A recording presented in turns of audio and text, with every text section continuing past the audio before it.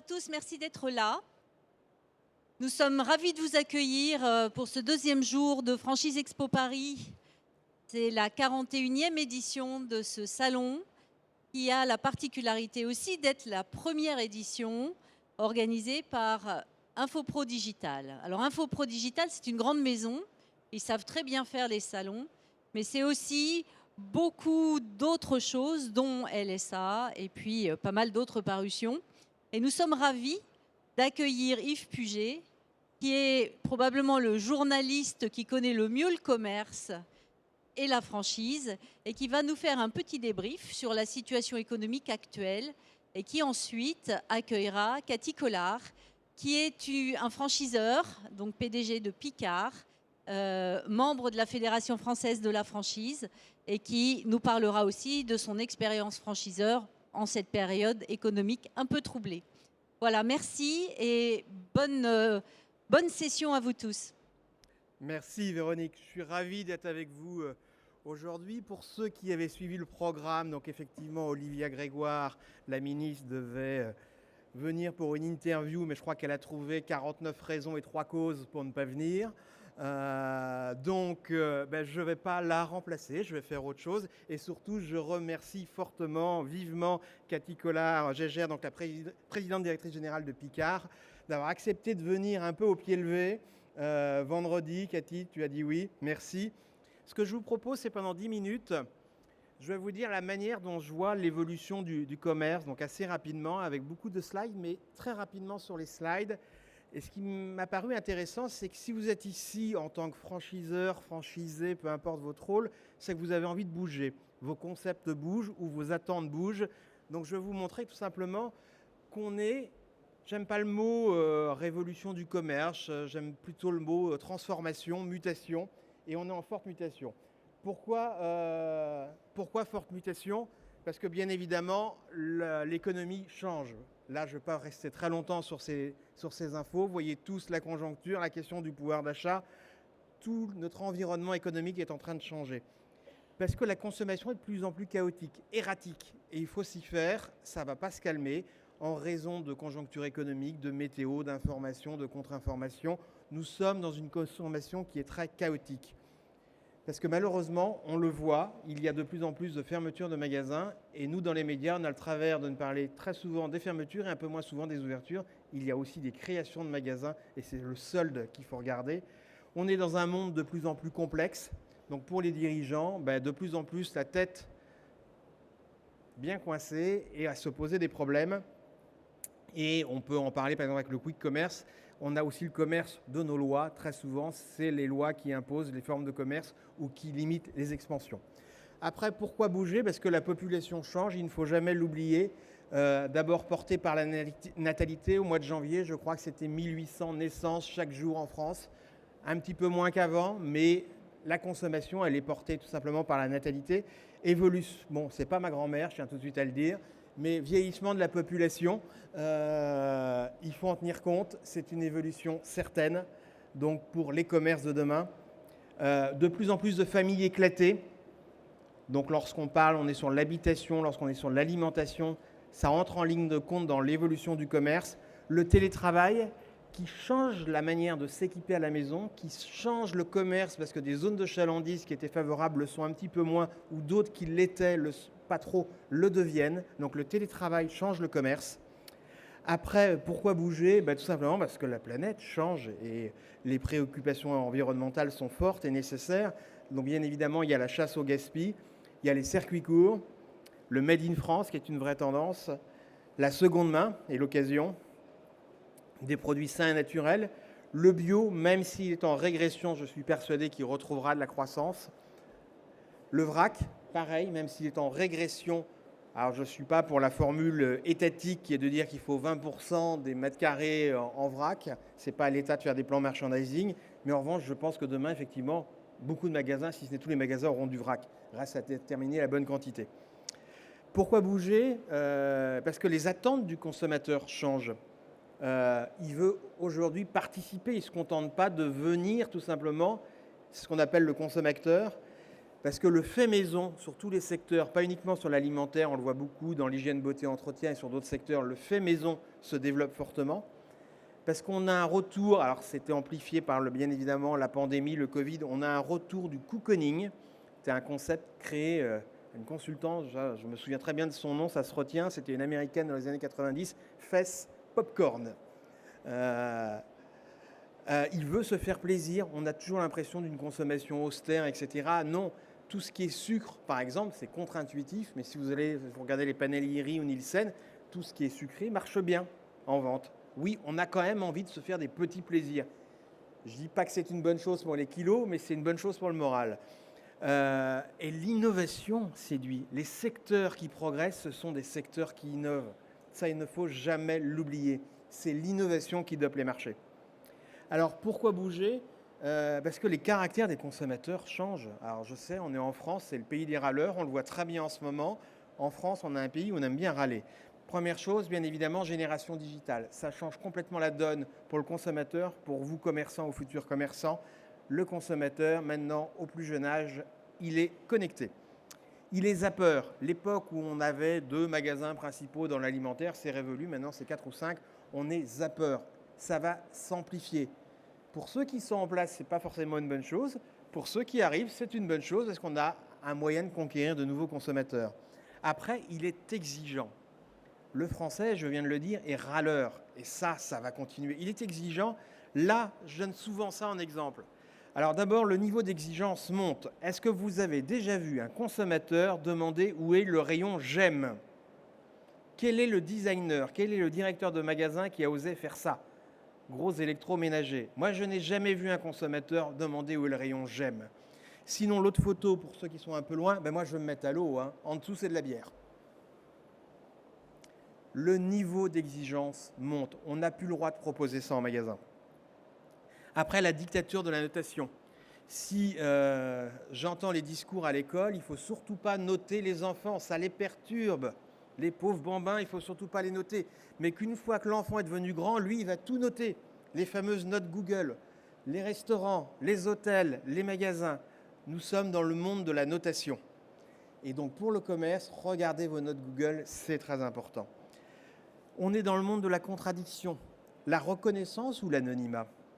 C'est-à-dire, si je vais dans un magasin, j'aime bien être reconnu comme client. Bonjour Monsieur Puget, vous aimez bien tel produit, venez, j'en ai un. On est flatté, notre ego, notre orgueil est flatté. Mais si je suis de mauvaise humeur, le lendemain dans le même magasin, quoi ? La CNIL, mon anonymat, qu'est-ce que vous faites ? Intrusion dans ma vie personnelle. Donc on est dans cette contradiction et ça touche fortement le commerce. Jusqu'où aller et ne pas aller dans la reconnaissance du client. Donc le client, il est paradoxal. C'est le même client, effectivement, qui dit « je veux du Made in France, je veux du circuit court » et qui se précipite pour acheter des produits chinois à 50 centimes d'euros ou à 1 euro sur des sites internet. On est de plus en plus paradoxal. Et il faudra faire avec. Le consommateur est de plus en plus paradoxal. Donc il a 2 cerveaux. Je ne sais pas lequel est, surtout aujourd'hui, il ne faut rien dire, le cerveau droit et le cerveau gauche. Mais il y a le cerveau qui veut de la valorisation, qui veut se faire plaisir. Et il y a le cerveau qui veut faire des économies. Et en début de mois, c'est peut-être un cerveau qui prend le pas sur l'autre. Et en fin de mois, l'autre cerveau. Mais on est de plus en plus dans cette gestion des paradoxes. Pourquoi bouger ? Parce que la notion du temps change. Nous sommes venus dans une époque de l'urgence. Donc bien évidemment, alors là la photo, pardon, c'est pas un quick commerçant, mais le quick commerce démontre cette urgence, être livré dans les 10 minutes, dans le quart d'heure. Les magasins sans caisse, on élimine des irritants. Là, on est chez Amazon aux États-Unis. Gagner du temps. Les drones pour la livraison, là, on est en Australie, ça arrivera. Pourquoi pas des drones pour livrer des magasins ? Et maintenant, on a des robots. Là, on est à Dubaï, je crois. Des robots pour livrer les clients directement. La gestion du temps. Le consommateur est pressé, vous êtes pressé. Mais résultat, on peut prendre le contre-pied. C'est ça la bonne nouvelle, c'est l'éloge de la lenteur. Donc, il y a une tendance aujourd'hui des magasins, ça vient de Grande-Bretagne. On fait des caisses où on ne se presse pas, les slow lines. Donc là, c'est pour dire... vous allez prendre votre temps. Oui, la caissière va demander des nouvelles de vos enfants, de vos petits-enfants, elle va discuter avec vous. Donc il y aura les consommateurs pressés et les consommateurs pas pressés. Et on va certainement vers la même chose, vers l'e-commerce. Oui, on aura des livraisons dans le quart d'heure. Certainement pas un marché de masse, mais ça existera. Et puis on aura aussi des livraisons où là, on va prendre du temps, mais la livraison, elle sera avec un service parfait. L'autre tendance, les attentes vis-à-vis du consommateur, les attentes du commerce. Là, autrefois, c'était à peu près simple. J'ouvrais mon magasin, je mettais mon marketing en place et je faisais tout pour faire venir le consommateur. Ça a marché pendant des décennies. Maintenant, c'est l'inverse. Il faut être à côté du consommateur quand il a envie de consommer. Sinon, vous le perdez. Soit il n'achète pas, soit il va chez un concurrent. Donc, le magasin n'est pas mort. Moi, tous les ans, on me demande, Yves, ça y est, c'est la fin de l'hypermarché. Et tous les ans, je redis que c'est 2200 mètres magasins, que c'est 13 millions de mètres carrés. Et que la première fois, LSA, où un consultant a parlé de la fin de l'hypermarché, c'était en 1992. Ça commence à dater. Donc, le magasin n'est pas mort. Regardez ce qui se passe aujourd'hui. Le magasin a de meilleurs taux de croissance que l'e-commerce. Après, le magasin se digitalise. Bien évidemment, le click and collect, c'est une vraie tendance. Il faut l'assumer, il faut le développer, c'est un service. Bien évidemment, le drive, il y a plus de 3000 drives en France, c'est à peu près 6 ou 7% de part de marché sur l'alimentaire. Les drives piétons commencent à arriver dans nos villes, en cœur de ville, avec la question de la rentabilité quand même. Les casiers, vous en avez tous vu dans les gares à côté de chez vous. Des magasins automatiques, là on est chez Auchan en Chine, mais il y en a aussi chez Auchan dans le Nord. L'e-commerce, on en a parlé. Donc on a un commerce qui s'est éclaté sous toutes ses formes et le digital est un allié. Pourquoi bouger? Parce que le digital change la donne. Le digital, alors il y a ceux qui veulent voir uniquement c'est un danger, c'est Amazon, c'est Alibaba. Et puis il y a ceux qui se disent non, il y a des opportunités à prendre. Les réseaux sociaux, les notes Google, avoir tout simplement une page sur Facebook, ça ne coûte pas des milliards, mais c'est utile. Le live shopping qui est en train de se développer, là c'est une vraie tendance. Jusqu'où ça ira, je n'en sais rien, mais c'est une forme de lien avec le consommateur. Il y en a qui commencent à dire que même dans des grandes surfaces, il pourra y avoir des épisodes de live shopping. Ce n'est plus l'animatrice qu'on a connue, comme on connaît depuis tous les temps, mais tout simplement du live shopping en direct du magasin. Le commerce vocal, c'est un petit peu tassé, mais ça pourrait revenir.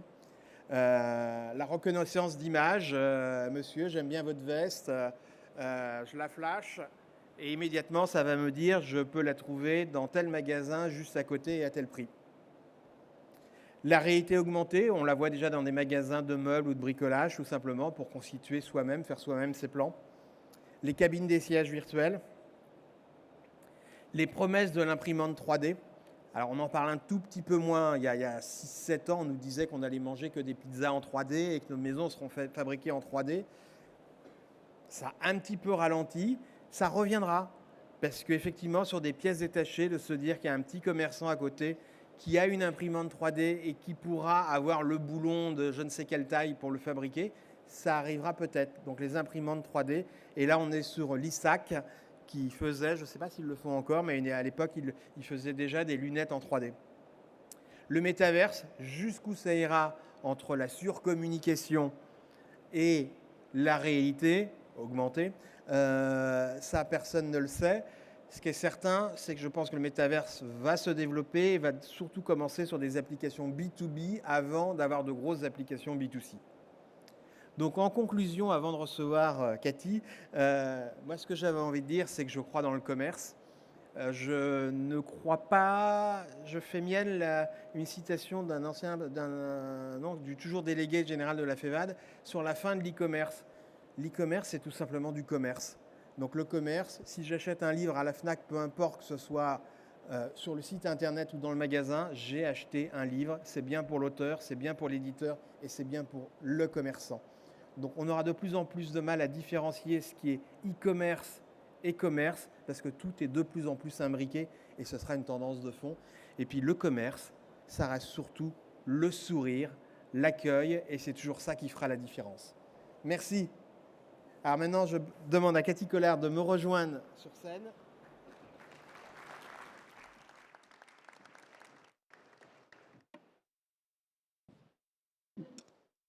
Bonjour à tous.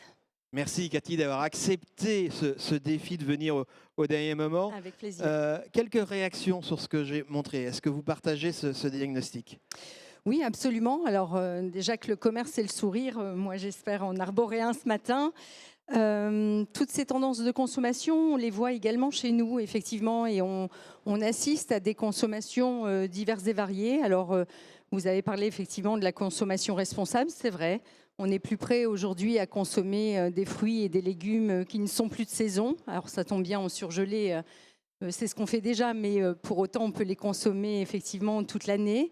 C'est vrai qu'on est de plus en plus aussi sur une prise de conscience. Je pense que la crise sanitaire a mis ça en exergue sur le fait qu'effectivement, aujourd'hui, on est ce qu'on mange et qu'il est important, même quand on a un budget contraint, finalement, on préfère manger moins, mais mieux. Il y a une vraie notion, effectivement, du bien manger. Et en même temps, ça ne s'oppose pas, mais je vous rejoins sur la gourmandise. Nous, on appelle ça le régressif en interne. Mais voilà, tout est dans une question d'équilibre et ça fait du bien de se lâcher sur le moelleux au chocolat. À Noël, la bûche est bien vendue ? Absolument, la bûche, c'est toujours bien vendu. Et je peux vous dire que le moelleux au chocolat, on en vend toujours un toutes les 5 secondes. Donc ça veut dire qu'effectivement, il y a encore une place pour tous ces produits qui nous font du bien. Alors comment vous imaginez le rôle du magasin demain, aujourd'hui ? Le rôle du magasin, pour moi, je vous rejoins, il est de plus en plus présent, il est toujours aussi présent et c'est pour ça qu'on a, nous, continué à accélérer finalement cette conquête du territoire. On a aujourd'hui 1092 magasins. Alors pour moi, ce magasin va être du fait de plus en plus le rôle de commerçant de quartier. Vous voyez, moi, quand je suis arrivée chez Picard il y a à peu près 3 ans, ce qui était intéressant à l'occasion de mes tables rondes de non-consommateurs Picard, ils me disaient, vous voyez, au-delà de 20 minutes, moi, je ne vais pas dans un magasin Picard, je ne consomme pas chez vous parce que c'est trop loin. Donc il y a vraiment cette notion de proximité, de commerçant de quartier, surtout quand on est sur des produits surgelés. Il y a une vraie prise en compte aussi de l'expérience. Je pense qu'effectivement, ce qui distingue encore le magasin du web, c'est toute l'expérience qu'on peut en vivre. Et c'est pour ça qu'à l'occasion de notre nouveau concept, et je vous invite à le découvrir sur le stand juste à côté, là. Vous verrez effectivement qu'on a renforcé plus que jamais le relationnel, le collaborateur au cœur du magasin. Et désormais, on va pouvoir déguster des produits Picard, ce qui ne s'était jamais fait historiquement. Mais parler du produit, c'est quand même toujours la première raison de venue en magasin. Donc ça, c'est extrêmement important. Donc la relation est importante. Et vous l'avez évoqué, le Figital est aussi extrêmement important. Donc les circuits de click and collect qu'il faut désormais matérialiser de manière importante en magasin sont effectivement là aussi un vrai atout du magasin. Alors on dit que les jeunes n'aiment pas faire leurs courses, n'aiment pas aller en magasin. Vrai ou faux pour Picard ? Alors, il est vrai qu'on a des jeunes qui sont en magasin, on est content, mais il est vrai aussi qu'ils ne représentent pas la plus grosse population dans nos magasins. Et donc, il est important de réamorcer, je dirais, cette pompe-là, de les attirer de nouveau, en tout cas chez nous. Et donc, pour ça, en tout cas, moi, j'ai un vrai mantra, c'est que je me dis, si tu veux attirer finalement tes clients, montre-leur que tu leur portes des attentions. Donc, c'est pour ça qu'on a lancé des actions solidaires pour les étudiants, effectivement, à l'occasion du Covid, qu'on est aujourd'hui en partenariat avec l'école de la deuxième chance, qu'on a monté une grosse politique d'alternants où on accueille une centaine de jeunes en alternance chez nous pour qu'ils connaissent l'entreprise aussi en tant que collaborateurs, qu'on lance aussi des opérations qui leur correspondent. Vous voyez, l'Asie, on a eu un traité manga l'année passée, quand on sait qu'effectivement, c'est je dirais la bande dessinée la plus lue effectivement en France. Donc autant d'actions qui finalement font qu'aujourd'hui, les gens que nous recrutons, plus de la moitié sont des jeunes. Donc il y a un bon espoir sur le sujet. Alors vous êtes à la tête de Picard depuis 3 ans, il y a eu beaucoup de choses, beaucoup d'innovations.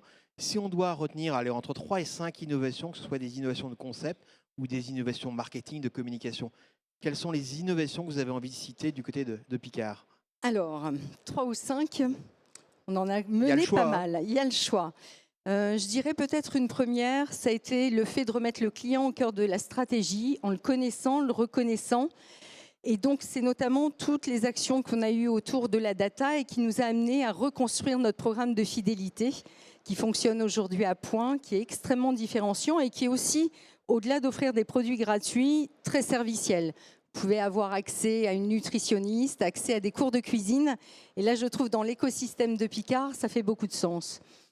La deuxième, c'est certainement toute la transformation digitale, et on en a parlé, qu'on a opéré pour accompagner finalement tous les parcours d'achat, tous les parcours de course qui émergent aussi chez nos clients. Donc, livraison à domicile, click and collect, livraison express. Donc, tout ça, c'est effectivement aussi une très belle innovation.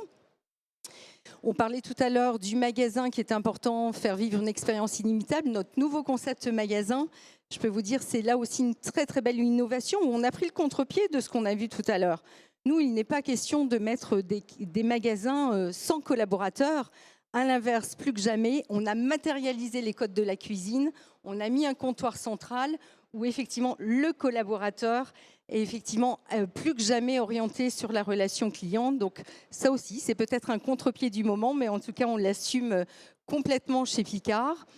Et puis, je pense la marque citoyenne aussi est importante. On s'est mis de vrais indicateurs de mesure sur la réduction de nos emballages. Vous voyez, c'est 1000 tonnes de plastique qu'on a réduit en 2 ans. Donc là aussi, ce sont de très belles innovations qu'on opère aussi sur nos emballages, mais pas que, sur toute la chaîne effectivement de valeur de nos produits. Alors, je ne peux pas m'en empêcher, il y a quand même 2 questions d'actualité. La première sur l'inflation. Oui. Qu'est-ce que ça change pour vous? Est-ce qu'il y a une forte inflation dans les produits Picard? Est-ce qu'il y a eu des changements de comportement des consommateurs? Oui. Alors, l'inflation, ça me fait tousser. Mais c'est effectivement une réalité. Ça en fait tousser beaucoup, je vous rassure. Oui, mais moi aussi, c'est physiologique, mais ça en arrive là parce que c'est effectivement inédit et quand même extrêmement important. Donc aujourd'hui, pour vous donner des chiffres, on a une inflation sur nos produits surgelés qui avoisine les 13% en un an. Donc le marché des surgelés est à 20%. Donc vous voyez qu'effectivement, il y a un vrai sujet, en tout cas, de contenir cette inflation, et je vais vous expliquer pourquoi. La première préoccupation des Français, vous voyez, quand leur budget est contraint, c'est de ne pas gaspiller. Quand on a fait des choix, en tout cas en disant « je ne peux pas tout me payer, mais je dépense pour cet article-là », on jetait 20% à la poubelle, on se dit « bah non, quoi ». Et ça, ce qui est intéressant, c'est qu'on voit qu'effectivement, le produit surgelé est typiquement le produit anti-crise. Vous en gaspillez moins de 1%. Quand vous gaspillez plus de 20%, effectivement, en produits frais, et du fait, les chiffres ne mentent pas, nous n'avons perdu aucun client effectivement sur cette période.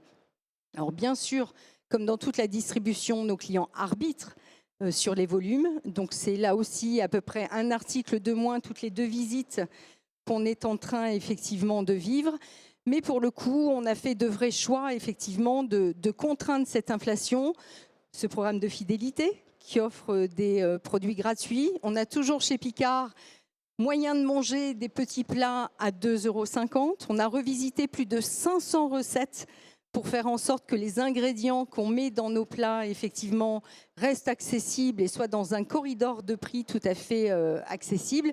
Par exemple, on a remplacé dans nos plats cuisinés le saumon fumé par de la truite fumée. Vous voyez, en indiquant au client, mais ça permet effectivement de contenir nos prix puisqu'on a la main effectivement sur nos recettes. Donc autant d'actions qui fait qu'on continue à recruter des clients chez Picard. C'est 2,5 millions de clients qu'on a effectivement séduits ces 2 dernières années. Mais effectivement, nos consommateurs arbitrent. L'autre question d'actualité, la facture d'énergie. Oui. Là, pour le froid, ça coûte cher. Là, je commence à perdre ma voix complètement. Pour le coup, je toussais. Après, je vais passer aux bonnes nouvelles. Voilà.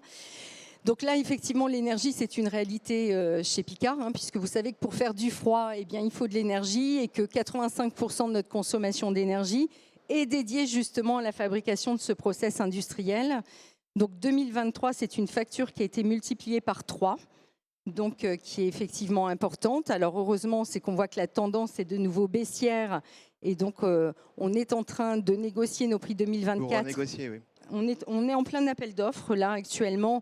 Donc en tout cas, ce qui est sûr, c'est que les tarifs vont baisser pour 2024. Mais 2023, c'est une équation pas simple. Alors pas simple, donc comme l'énergie est au cœur de notre activité, il est vrai que la baisse de consommation est un sujet sur lequel on travaille depuis des années. Vous voyez, entre 2012 et 2020, c'est 10% de consommation d'énergie en moins que l'on a eu. Et on continue à inventer un certain nombre de choses. Vous voyez, très belle initiative de mes équipes l'été dernier, c'était de me dire, et si on augmentait la température de nos congélateurs la nuit de 2 degrés, parce que finalement, personne n'ouvre le congélateur. Vous voyez, pour qu'un produit soit à cœur à moins 18, on a des congélateurs qui sont entre moins 23 et moins 25 degrés. Et on sait, parce que quand on ouvre la porte du congélateur, bien, il y a une déperdition effectivement de ce froid.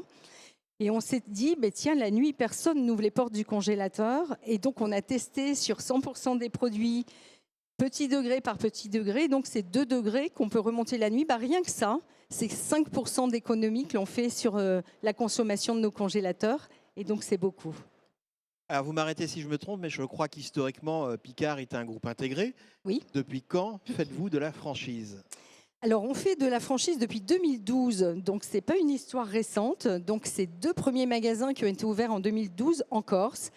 Et puis après, finalement, ça a eu plutôt une expansion un peu confidentielle quand même, puisque quand je suis arrivée il y a 3 ans, il n'y avait qu'une dizaine de franchises. Pour autant, moi, je trouve que c'est un modèle extrêmement agile et qui nous permet d'aller là aussi sur la conquête de territoire sur des villes peut-être plus petites où on n'était pas présent. Et donc, on est aujourd'hui à 45 franchises. Donc, vous voyez un développement très dynamique. Quels sont vos sur objectifs Picard. en nombre d'ouvertures cette année et l'année prochaine en franchise ? 25 magasins tous les ans. Nous allons ouvrir effectivement en franchise pour arriver à 2026, à peu près avoir 120 magasins. Donc, ça représentera environ 10% du parc. Quel profil de personnes vous recrutez, vous cherchez ? Alors d'abord, bien sûr, on recherche des commerçants, des entrepreneurs qui ont envie de développer le business et qui soient finalement au plus près de leurs clients. Et ça, c'est extrêmement important. Après, on recherche aussi de bons partenaires qui respectent la marque, qui l'aiment autant que nous, et puis qui respectent aussi les engagements que l'on pose contractuellement. Et puis, je dirais pour finir, que ce soit de bons employeurs. Moi, je pense que la qualité de vie au travail, faire de leurs collaborateurs des ambassadeurs qui soient aussi fiers de notre marque, c'est extrêmement important. Quels sont les avantages économiques selon vous de la franchise ? Est-ce que c'est juste pour faire du développement ? Comment vous résumez l'avantage du modèle franchise ? Alors, c'est vrai que moi, en tant que PDG de Picard, ça me permet d'aller plus vite sur un développement puisque les magasins en franchise sont portés dans leurs investissements par les franchisés. Mais pas que. Moi, je trouve que c'est le très, très bon modèle et on a là de très, très belles victoires en ce moment pour effectivement aller sur des villes plus modestes, plus réduites, où là, le modèle économique s'y prête très, très bien. Et pour le peu qu'en plus le franchisé soit déjà un entrepreneur de la région, soit du tissu local, je peux vous dire que ça fait des succès merveilleux.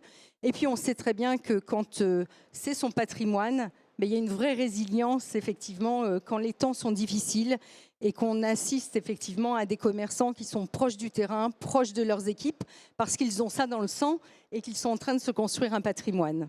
La franchise, c'est un moyen d'aller à l'international ? Alors non, ça l'a été pour le coup, mais on a fermé les dernières franchises. En revanche, effectivement, nous continuons de nous développer à l'international, mais sous la forme de corner, de shop-in-shop. Vous voyez, on arrive en shop-in-shop chez un retailer qui a déjà pignon sur rue, qui a déjà ses clients, et on arrive comme proposition commerciale supplémentaire. Et là, je peux vous dire que c'est un vrai succès, puisque nous sommes déjà dans 18 pays depuis 2 ans. Alors, une double question. Selon vous, c'est quoi un bon franchisé ? Mais également, c'est quoi un bon franchiseur ? Alors, bon franchisé, je l'ai dit, employeur, commerçant, bon partenaire. Un bon franchiseur, pour moi, c'est certainement quelqu'un qui envisage la relation gagnant-gagnant et donc qui est capable de construire un modèle économique finalement qui fasse que les deux, franchisés et franchiseurs, y trouvent leur compte et ça, c'est important. Je pense que c'est aussi un bon partenaire, c'est-à-dire dans l'accompagnement qu'il doit dispenser, mais aussi être facilitant finalement toute la vie d'une franchise. Et ça, je pense que c'est important. Et puis surtout, il doit contribuer, je pense, à renforcer l'image de marque, à la nourrir et renforcer la notoriété de l'enseigne. Et ça, effectivement, c'est ce que je m'active à faire aussi en prenant la parole très régulièrement et parler des avancées de Picard dont les retombées seront effectivement aussi chez nos franchisés. Alors, vous avez parlé des salariés, des équipes en magasin tout à l'heure. Combien de personnes dans un magasin Picard en moyenne ? En moyenne, 3 personnes et demie. J'entends beaucoup de commerçants dire on a du mal à recruter. Est-ce le cas également chez Picard ? Et comment vous définissez, comment vous voyez l'image de la marque employeur Picard ? Alors, donc c'est vrai que les métiers du commerce sont des métiers en tension. Donc, on n'a pas du mal à recruter chez Picard. On a encore 20 000 candidatures par an spontanées. Donc, vous voyez, c'est beaucoup. En revanche, effectivement, on a un turnover qui s'est accru. C'est évident, des gens qui tournent, qui souhaitent faire autre chose. Donc, mais à côté de ça, on a 20 000 candidatures spontanées. En revanche, ce qui a changé, c'est qu'effectivement, le temps du recrutement a changé. Vous voyez, avant, on voyait 3 candidats finalement pour un poste. Aujourd'hui, on en voit 6. Parce que, effectivement, pour certains, travailler le samedi est une contrainte, le dimanche matin est une contrainte, même si nous avons des horaires effectivement beaucoup plus ramassés que la grande distribution. On ouvre plus tard et on ferme plus tôt.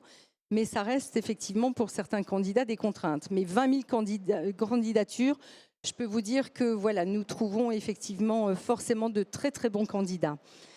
Alors, comment est la marque employeur? Là aussi, ça fait partie de mon projet de transformation, mon plan de transformation, que d'aller travailler cette marque employeur.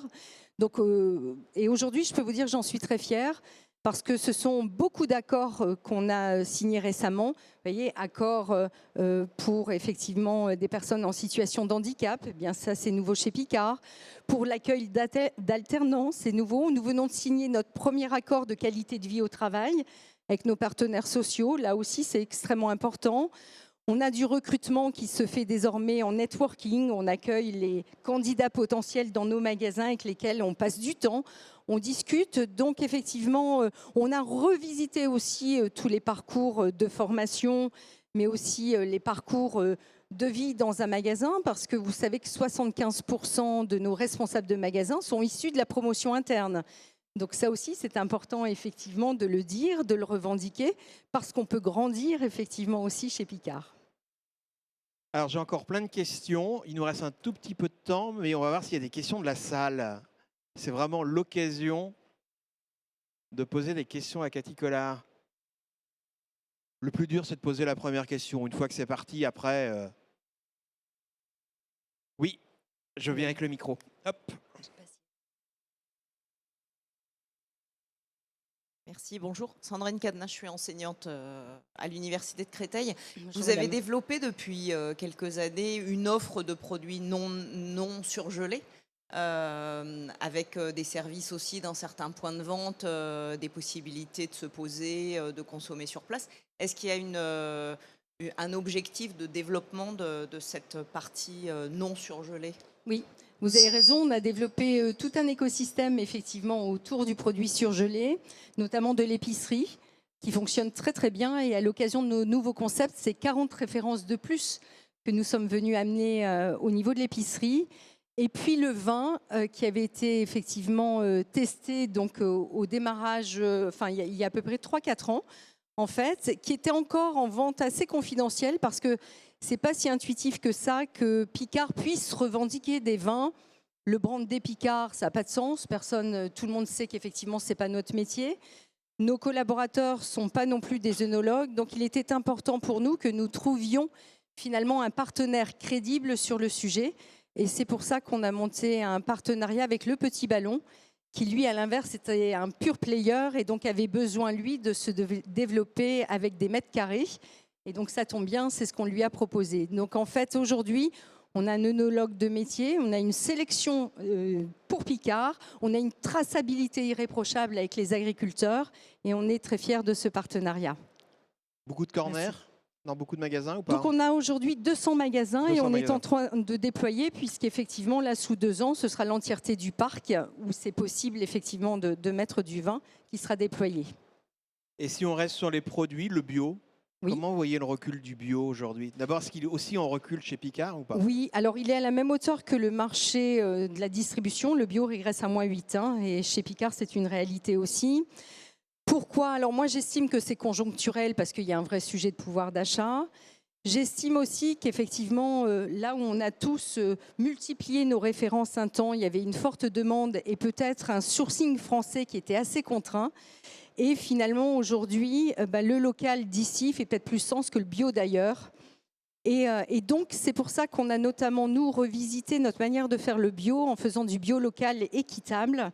Et donc, on a ouvert il y a 15 jours, notamment la Bretagne. Donc, en fait, ce sont des contrats tripartites où on a l'agriculteur, le surgélateur et Picard. Et nous signons des contrats tripartites pour faire du bio, mais du bio qui est local. Et vous voyez, c'est 120 magasins autour de la Bretagne qui seront livrés en circuit court par ces produits que l'on fait directement avec nos agriculteurs. Donc on avait commencé dans le sud-ouest, puis sud-est, la Bretagne, et je peux vous annoncer que l'année prochaine, ce sera le nord. Donc on continue. Moi, je prends le pari de ne pas baisser et de me dire que c'est que conjoncturel, mais à l'inverse, effectivement, il faut être visionnaire quand on est dirigeant, donc je continue à le développer. Vous avez raison. Y a-t-il une autre question?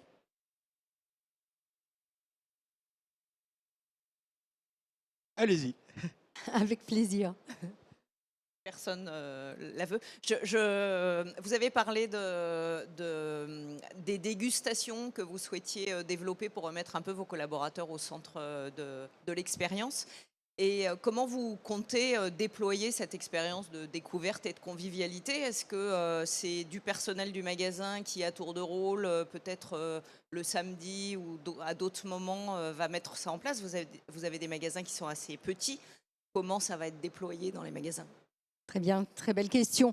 Oui, ce sont nos collaborateurs qu'on souhaite mettre effectivement au cœur de cette relation client et rien de tel que finalement elle se base cette relation client sur le produit, la dégustation produit. Donc vous voyez dans nos nouveaux concepts, finalement on a mis tous les codes de la cuisine et on a mis un comptoir central et dans ce comptoir central, il y a un congélateur qui garde le click and collect en circuit court, il y a un frigo qui garde effectivement certains produits et il y a un four qu'on a préprogrammé pour effectivement décongeler un certain nombre de produits. Donc on est en train de travailler sur un process pour que nos collaborateurs puissent effectivement passer de gestionnaire de bac, et ça n'a rien de négatif quand je dis ça, à conseiller à la vente. Et je peux vous dire que nos salles de formation qu'on a refait il y a 2 ans, bien au cœur, vous arrivez dans notre salle de formation, vous avez une cuisine.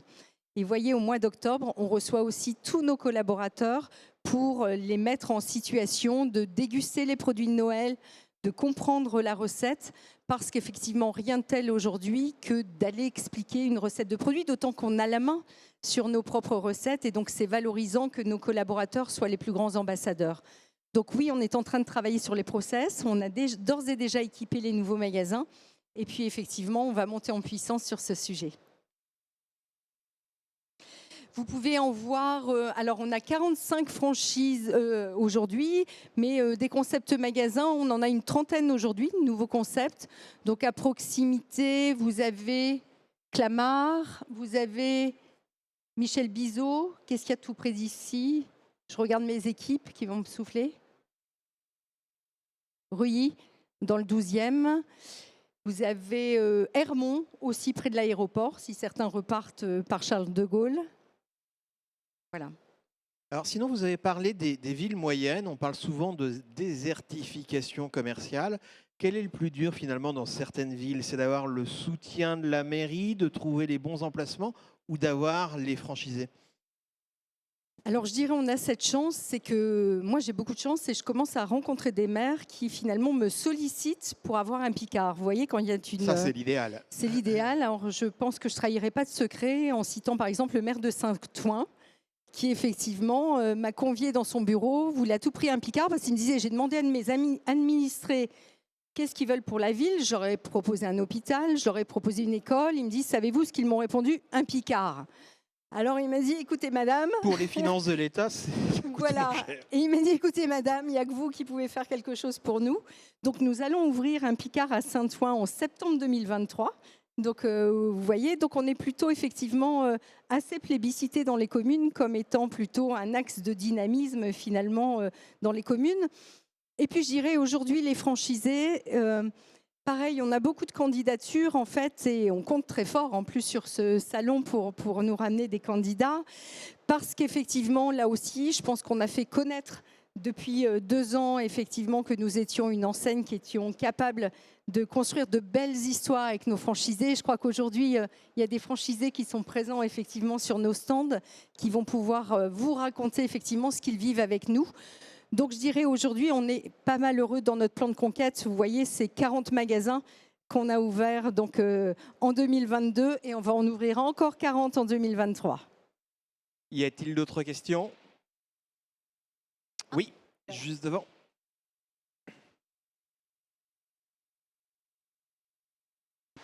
Bonjour. Vous avez donc 1092 magasins actuellement sur Picard. Sur le nouveau concept de centre-ville, vous visez quel pourcentage du parc total?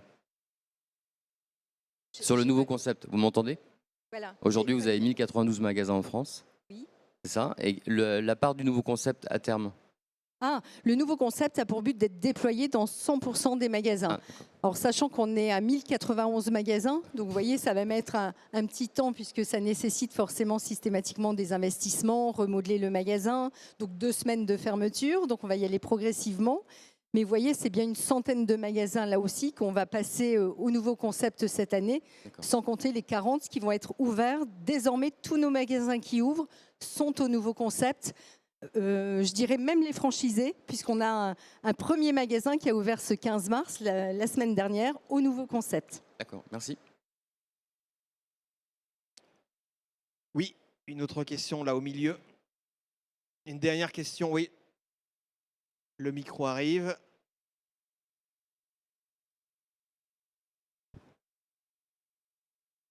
Monsieur. Bonjour à tous. Bonjour. Je vais parler un peu chiffres, désolé.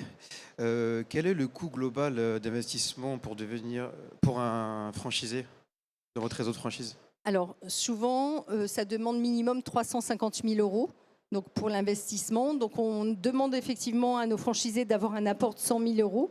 Et puis, effectivement, le droit d'entrée est autour de 25 000 euros. Voilà. Je n'ai pas peur de donner des chiffres. Merci.